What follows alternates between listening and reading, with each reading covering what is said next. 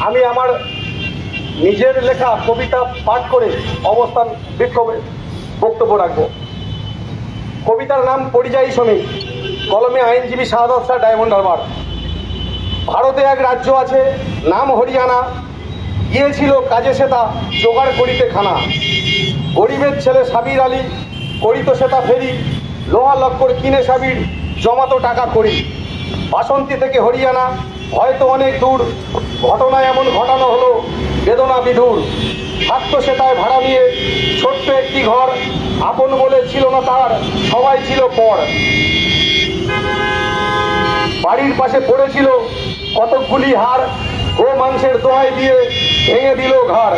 মারতে মারতে মেরে দিল তাজা একটি প্রাণ, হায়রে মোদের স্বাধীন রাষ্ট্র ভারত নাকি মহান। ধর্মান্ধতা দেশ থেকে আজ বিলীন হয়ে যাক, অন্যায়ের প্রতিবাদে মোদের লড়াই জারি থাক। যেখানে থাকো ভালো থেকো এই কামনা করি, খুনিদের গলায় যেন পরানো হয় দড়ি।